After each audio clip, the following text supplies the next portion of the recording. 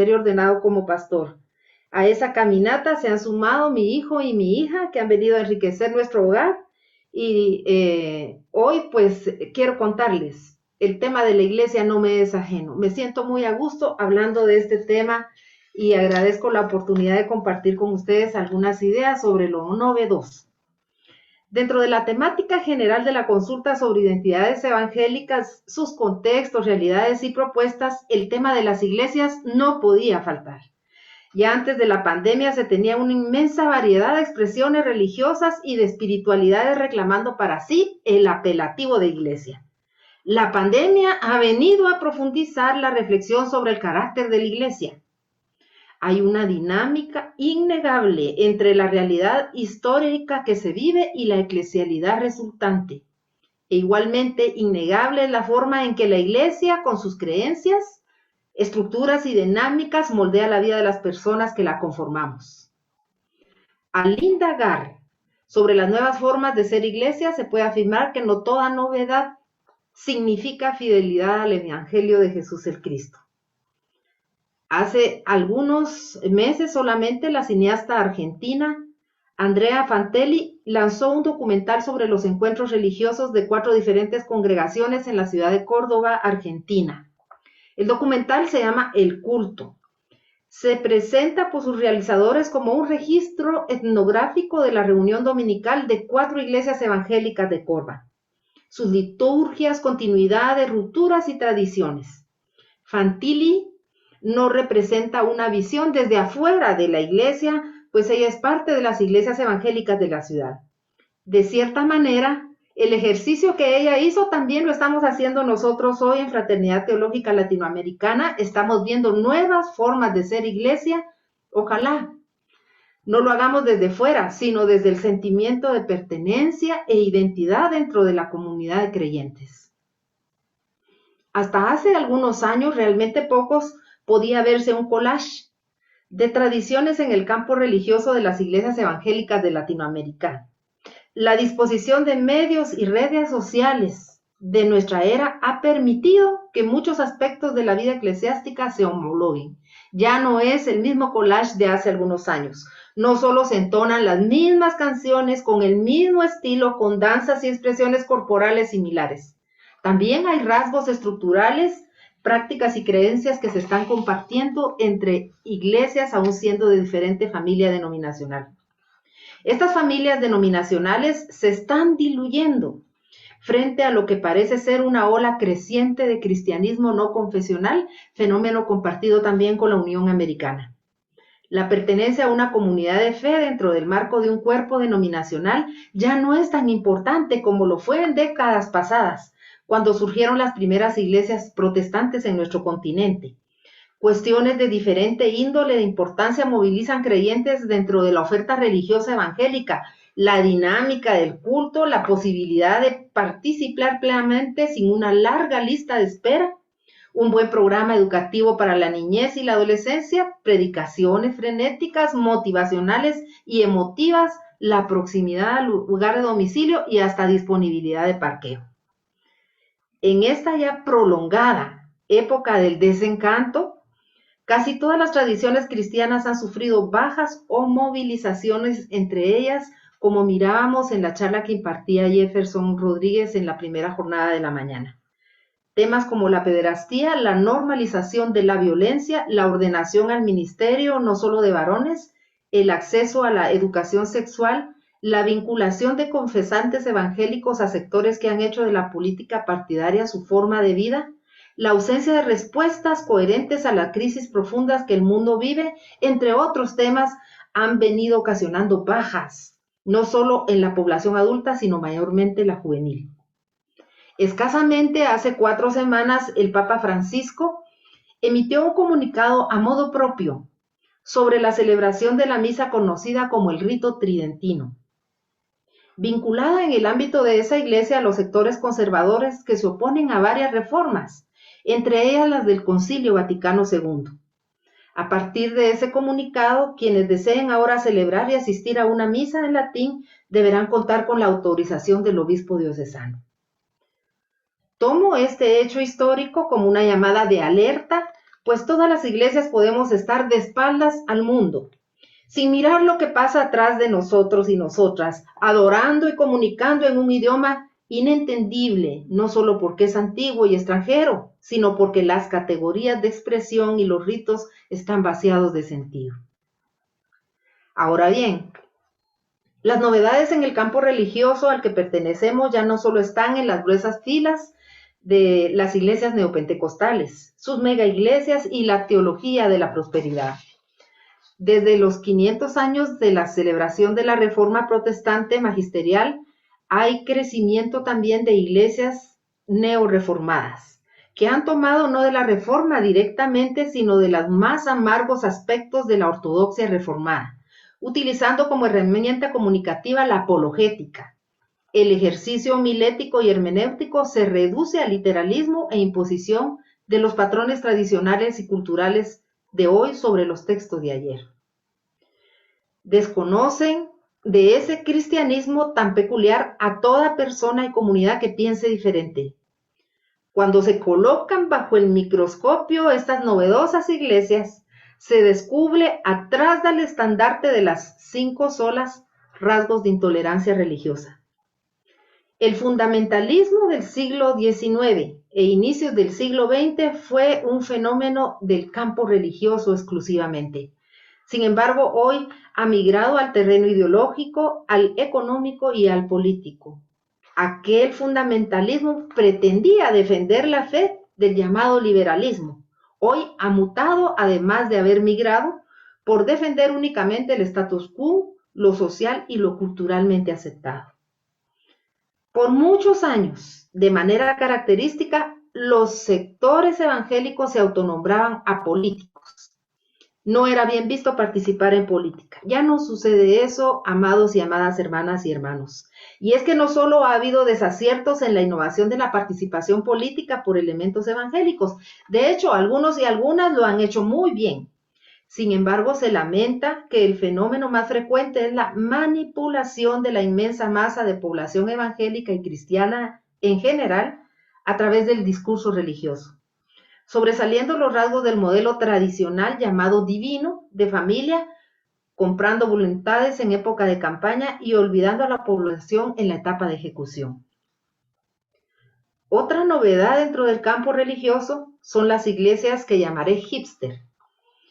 Algunos y algunas nuevos conversos dentro de la población millennial, que en un novedoso aire de espiritualidad han abrazado la fe cristiana.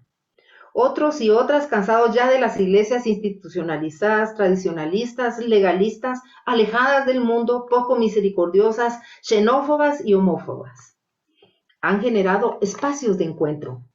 Les llamo así, pues muchos de estos grupos no colocan la palabra iglesia para autonombrarse.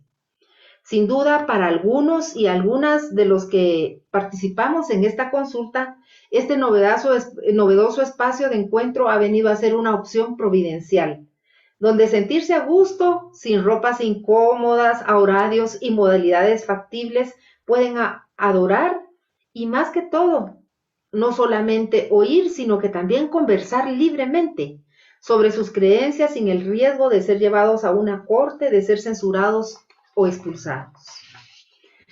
Hablando de la coyuntura pandémica, hay un nuevo impulso. Yo no creo que solo en mi país, dentro de las iglesias evangélicas, algunas han tratado de explicar el momento que vivimos como una señal del pronto regreso de Cristo, que estamos en las últimas semanas de las profecías de Daniel, he escuchado en muchas de las iglesias de mi país.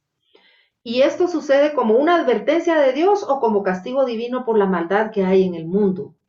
Han abundado los discursos efusivos que advierten de la abundante maldad de ponerse a cuentas con Dios, esgrimiendo la amenaza de parar en el infierno o no morar eternamente en el cielo. Desde finales del siglo XIX comenzaron a conformarse organizaciones paraeclesiásticas que se han ido especializando en algunas tareas dentro del reinado de Dios. Algunas trabajan internacionalmente en espacios económicos y en comunidades intencionales. Ha surgido la inquietud si en algunas de estas organizaciones no se muestran más evidentemente las llamadas marcas de la verdadera iglesia. Para dar respuesta a esta inquietud, Quiero recordarles un relato del Evangelio según San Lucas, cuando los discípulos de Juan el Bautista se acercan a Jesús con una pregunta. ¿Eres tú el que había de venir o esperamos a otro? En esa misma hora sanó a muchos de enfermedades y plagas y de espíritus malos, y a muchos ciegos les dio la vista. Y respondiendo Jesús les dijo: vayan, hagan saber a Juan lo que han visto y oído. Los ciegos ven, los cojos andan, los leprosos son limpiados, los sordos oyen, los muertos son resucitados, y a los pobres es anunciado el Evangelio. Y bienaventurado es aquel que no haya tropiezo en mí. Hay una realidad la cual esperamos se concrete completamente. Esa realidad la llamamos los sueños de Dios, el reinado de Dios. En la medida que las iglesias, organizaciones paraeclesiásticas, comunidades intencionales, trabajemos siguiendo el ejemplo de la misión de Jesús, estamos fieles a su llamado de ser iglesia. Las iglesias contemporáneas estamos retadas a cuestionarnos profundamente sobre las creencias, las estructuras de gobierno y las formas de relacionamiento que hay entre nosotros y nosotras. Se ha confundido fidelidad al Evangelio de Jesús el Cristo con conservadurismo en muchos campos de la vida y del saber. Se ha satanizado la posmodernidad y se ve como frontal enemigo del cristianismo. No podemos olvidar que el reto para la iglesia es encarnarse en cada etapa histórica que nos ha tocado. Jesús desde tiempos remotos oraba por sus seguidores y seguidoras así: yo les he dado tu palabra y el mundo los aborreció, porque no son del mundo como tampoco yo son del mundo. No ruego que los quites del mundo, sino que los guardes del mal. Cabalmente, el interés por ser guardados del mal ha de impulsarnos para aceptar los retos del presente. No creo que la iglesia se extinga, soy muy honesta, pero sí creo en su transformación a la luz de la palabra por la renovación de nuestro entendimiento. Si queremos seguir testificando como creyentes, reconozcamos que el vino nuevo del Evangelio en odres nuevos se ha de echar.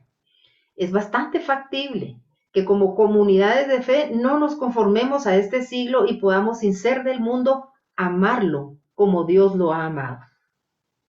Las relaciones entre hermanos y hermanas de la fe no pueden seguir siendo verticalistas, favoreciendo a roscas de poder eclesiástico. Jesús requería de sus seguidores y seguidoras abandonar todo afán por posiciones de poder, como dice el Evangelio, mas entre ustedes no será así, sino el que quiera hacerse grande entre ustedes será su servidor, y el que quiera ser el primero entre ustedes será su siervo. Las comunidades de fe pueden ventilarse y dejar ir todo resabio de colonialismo, abrir sus puertas y sus brazos a amplios sectores de la población que por miles de años han ocupado posiciones de desventaja. Me refiero a cómo son valorados en las iglesias las mujeres, los y las indígenas, la juventud y la niñez. Cuando menciono abrir sus puertas y sus brazos, no me refiero a que solo hagan acto de presencia dentro del templo o en nuestras reuniones virtuales.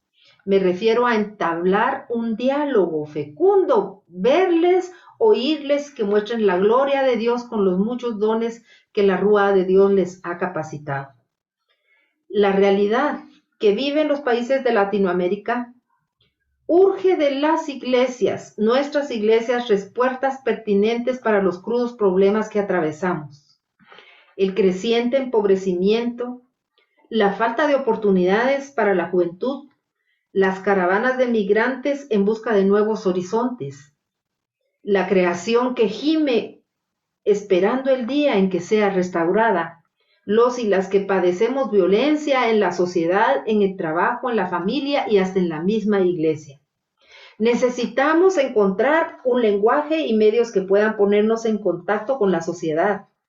Y las instituciones de formación bíblico-teológica pueden ser de gran ayuda. Lamentablemente, en algunas de ellas abunda conocimiento de lo que ya se ha dicho en el pasado. pero falta investigación que oriente a las iglesias sobre formas y medios para entregar el mensaje fresco a las nuevas generaciones.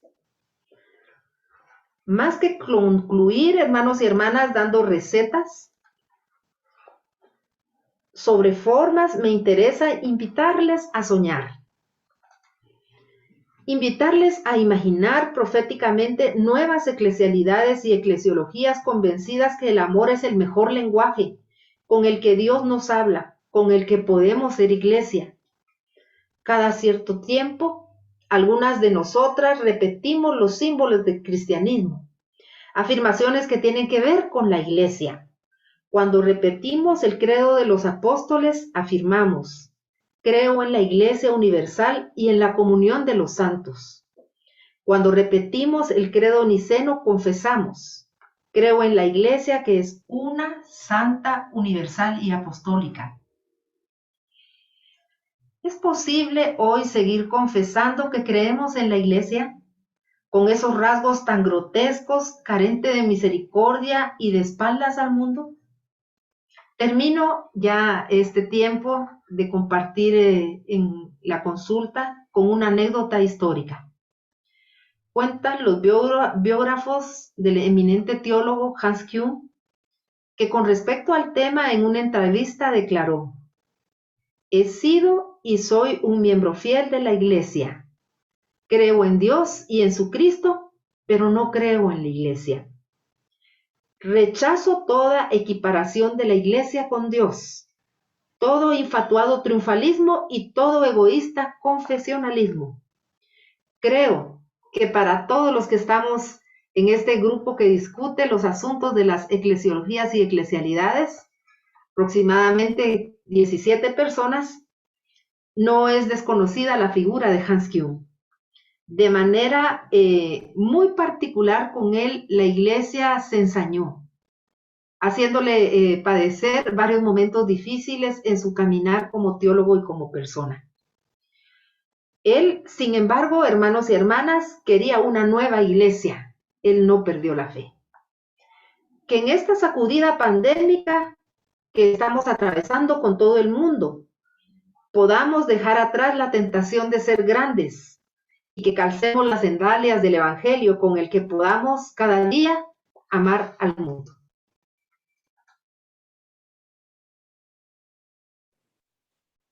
Muchas gracias, Azucena. Muy linda la palabra. Ahora pasamos a Donizetti.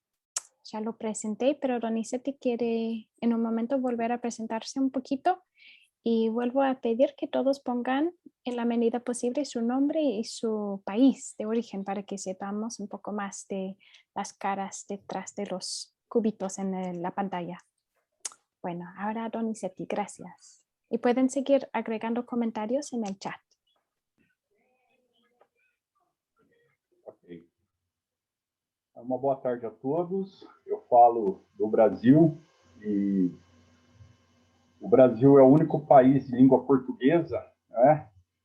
Então, espero que todos me entendam. Vou falar bastante calmo. Eu estou falando do último país a terminar com a escravidão. O Brasil foi o país que mais recebeu gente negra e foi o último país a libertar os seus escravizados. Mas não só. Eu falo da cidade, a última cidade que libertou os escravos no Brasil. Campinas, a cidade onde moro, é a cidade que só libertou os seus escravizados por força da lei. Era conhecido como a Bastilha Negra, em referência à prisão francesa e pela crueldade que tratava os seus escravizados. Então, eu sou desse lugar.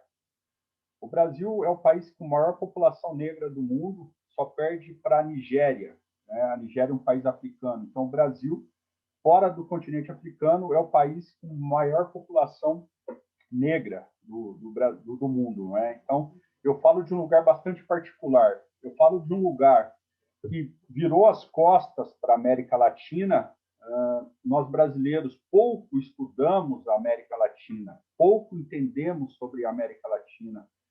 E esse contato, eu comecei a entender isso a partir do momento que eu passei a fazer parte da fraternidade teológica. Eu percebi o quanto nós, brasileiros, viramos a costa para a América Latina e nos dedicamos a estudar teóricos e teólogos europeus. Então, nós estamos muito familiarizados com uma teologia que veio da Europa, porque essa é a característica da igreja brasileira.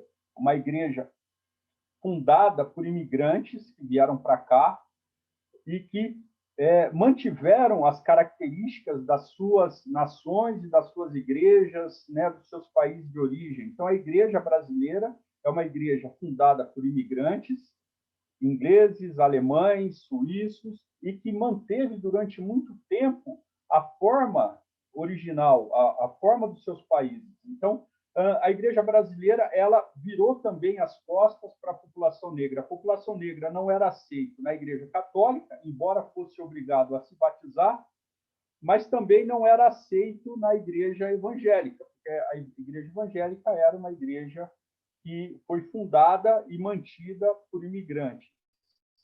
Então, a população negra ela vai criar toda uma religiosidade à parte, não é? Uma religiosidade que não é a religiosidade católica e também não é uma religiosidade protestante, não é?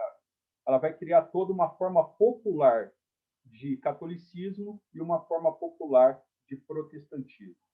Bom, o Brasil ele tenta manter a população negra fora da sociedade, às suas margens, só que pelo número que nós somos, né, nós somos a maioria da população brasileira, nós somos 54% da população, chegou um momento que isso já não é mais possível, não é possível mais nos calar. E, na medida em que a igreja começa a receber pessoas negras, as pessoas negras começam a questionar a liturgia, a eclesiologia das igrejas. Isso causa um problema, porque nós temos toda uma outra forma de lidar com o divino, que não é a forma contemplativa, silenciosa europeia. Nós nos manifestamos, e quem já teve a oportunidade de vir ao Brasil sabe que nós somos falantes, nós dançamos, nós celebramos com todas as partes do nosso corpo, né? Nós falamos com a mão, nós abraçamos, nós beijamos. E aquela forma contemplativa e silenciosa dos europeus ficou, de alguma forma, anacrônica. Bom, a igreja não sabe, a igreja brasileira ainda não aprendeu a lidar com isso, né? O que fazer com essa população que estava silenciada, mas que agora chega às igrejas e que começa a questionar a forma europeia de celebração. Então, pensar uma nova eclesiologia é pensar numa parte significativa da população que estava silenciada e que agora começa a se manifestar. E isso vai se manifestar com maior força no movimento pentecostal. O movimento pentecostal no Brasil tem a característica bastante peculiar da população negra brasileira, que vai na sua forma de música, na sua forma de oração, na sua forma de manifestação. Então, pensar uma nova eclesiologia para a igreja brasileira é pensar como incluir essa população negra, que é a maioria no Brasil, mas que estava fora da igreja. Não é? E aí nós temos um outro problema no Brasil, que é a ascensão do conservadorismo. Não é? Nós temos o ciclo de um governo progressista que se encerra e a ascensão de um governante que é extremamente conservador e que fleta com o fascismo.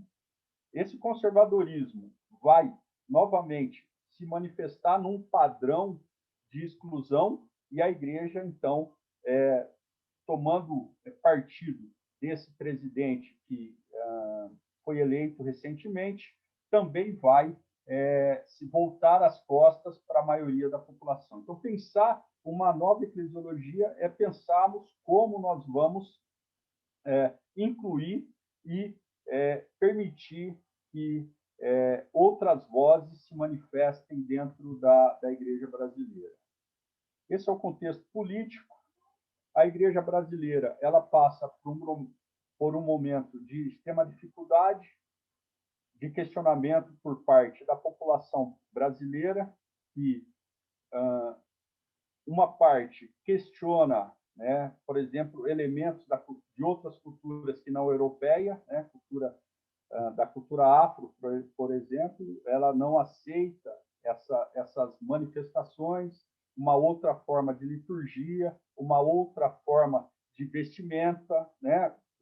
Nós temos bastante engessado isso, né? Embora o Brasil seja um país com uma diversidade populacional muito grande, existe um padrão estabelecido na forma de culto, na forma de vestir, na forma de falar, e isso agora é realçado com a chegada do atual presidente, que se manifesta a favor da família, a favor de uma família que não corresponde ao padrão brasileiro, não é? De uma família conservadora, que não permite outras formas de se constituir como família, não permite outras formas de manifestações culturais, não permite. Então, tudo isso tem gerado tensões na igreja brasileira, e eu penso que são tensões que, se não resolvidas num breve momento, elas vão gerar consequências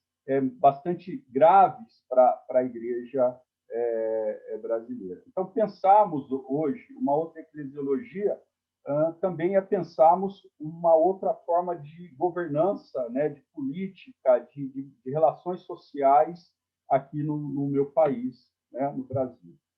Bom, e como nós estamos pensando fazer isso? E uma das coisas é nos aproximarmos de teólogos latino-americanos, né, de pessoas que pensaram a igreja de outra forma que não a forma europeia. Então, a questão indígena, né, e eu vi que Rocabete está presente. Então, como os povos originários, né, estão reelaborando a igreja, como os povos negros estão reelaborando a igreja, é uma forma da gente poder fugir um pouco dessa teologia europeia que se manifesta e que está arraigada na teologia brasileira. Bom, feito isso,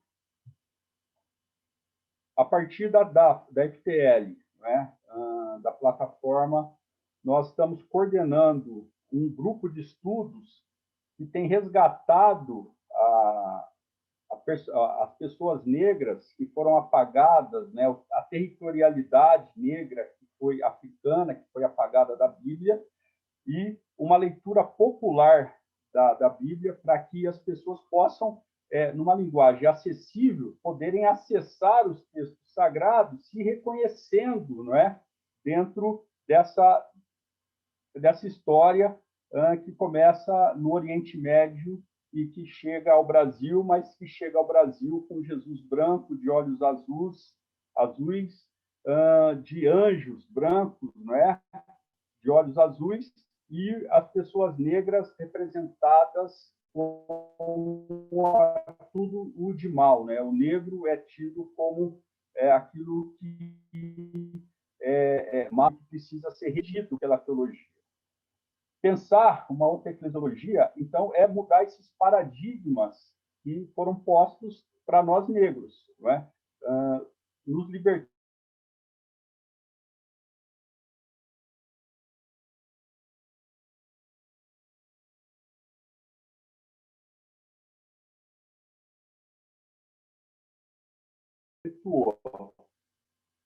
uma outra leitura da Bíblia faz com que a gente entenda, por exemplo, no livro de Atos dos Apóstolos, Atos 8, em que Paulo,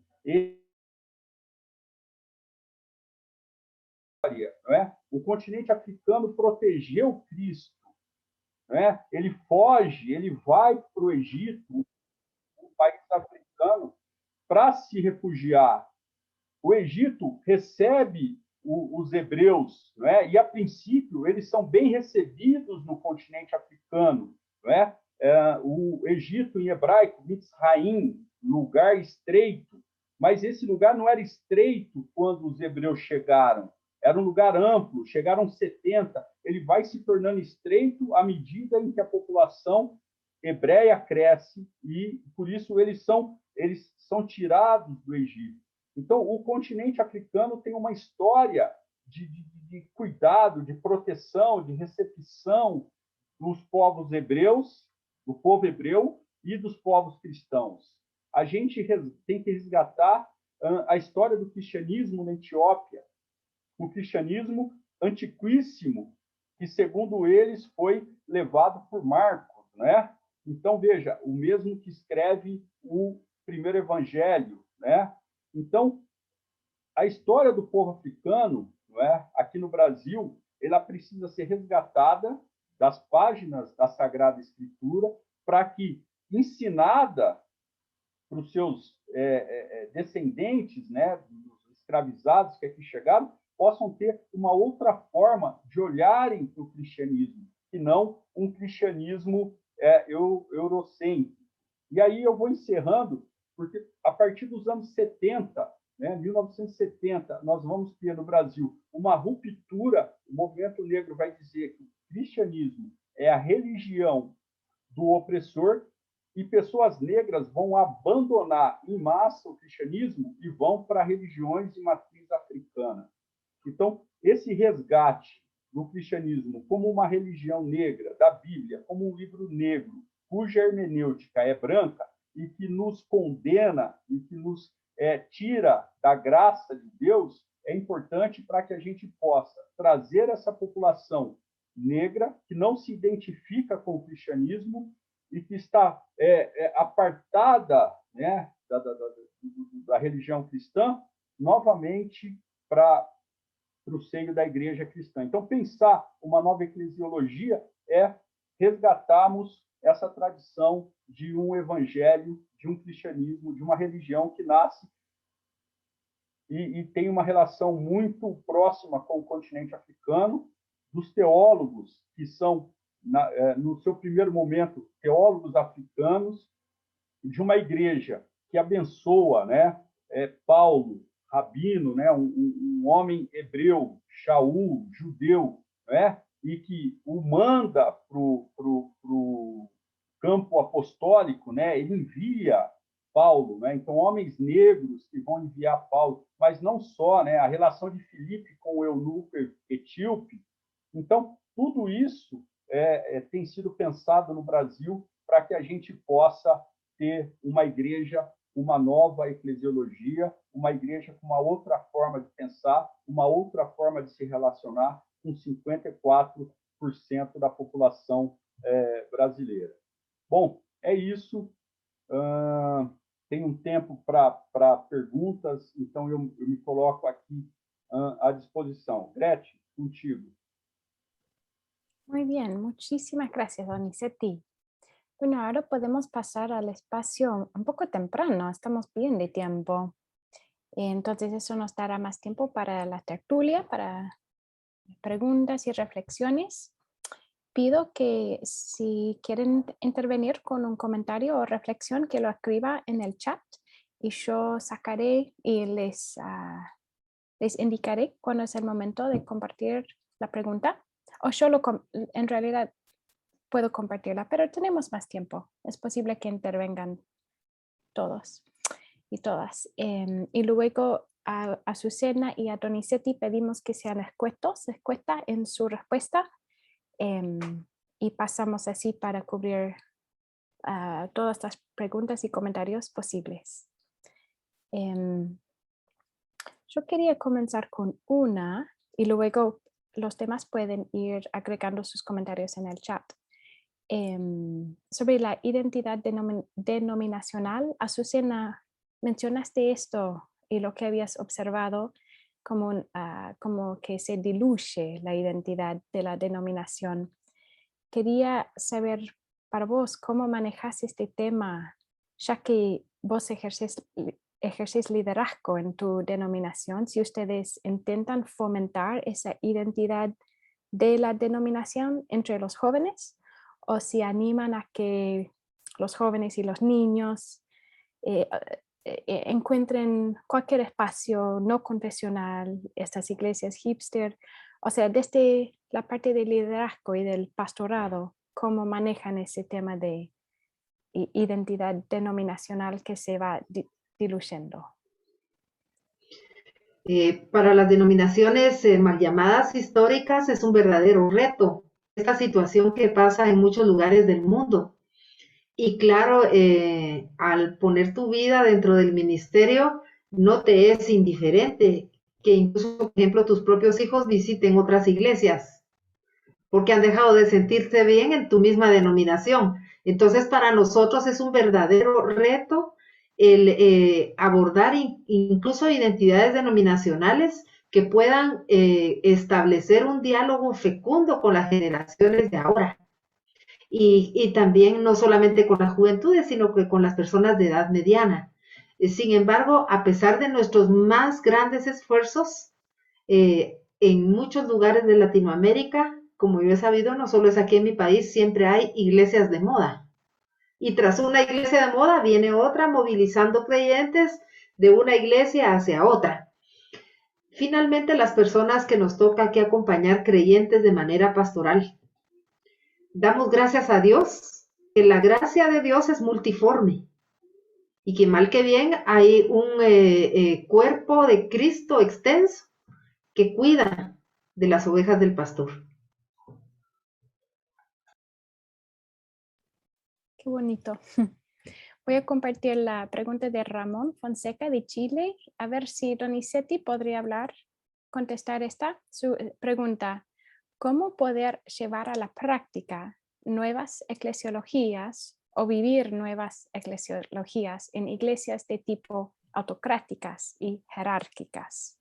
Eu penso que não seja possível a gente pensar numa nova eclesiologia numa igreja autocrática. Não é? Se ela é autocrática, ela já impede qualquer tipo de diálogo. Não é? Não tem possibilidades. A gente tem que sair dela. Não é? Ela teria que deixar de ser autocrática, mas se ela não está disposta a deixar de ser. Então, eu penso que não seja possível a gente ter uma outra forma de pensar a igreja, de liturgia da igreja, de governo da igreja, numa igreja que é do tipo autocrática. Não é? Eu imagino que não seja possível que a gente consiga fazê-lo numa igreja que já está disposta a ser autocrática. Não é? Então, Ramon, eu acho que não há a possibilidade da gente mudar esse sistema numa igreja que é autocrática.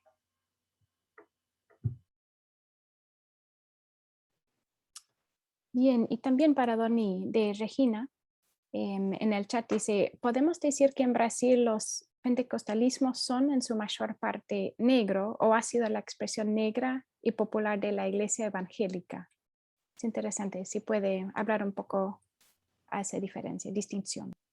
Regina, sim, a gente tem uma grande, assim, a grande maioria é negra dentro das igrejas pentecostais, mas para que vocês tenham uma ideia, as duas maiores igrejas, denominações pentecostais brasileiras, a Assembleia de Deus e a Congregação Cristã do Brasil, foram fundadas por suecos, né? A Assembleia de Deus, Daniel Berg e o outro, e a Congregação Cristã do Brasil por Francescon, um italiano que tem origem presbiteriana. Não é?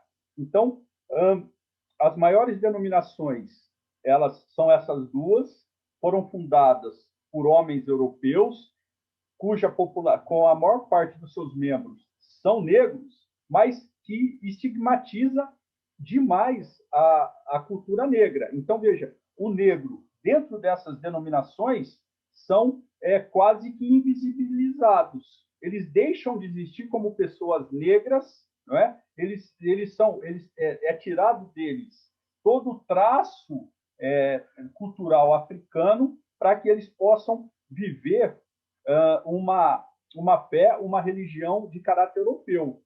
A Congregação Cristã do Brasil, ela só deixa de falar em italiano quando começa a Segunda Guerra Mundial. Então, por força de lei, é que os cultos da Congregação Cristã no Brasil deixaram de ser falados em italiano.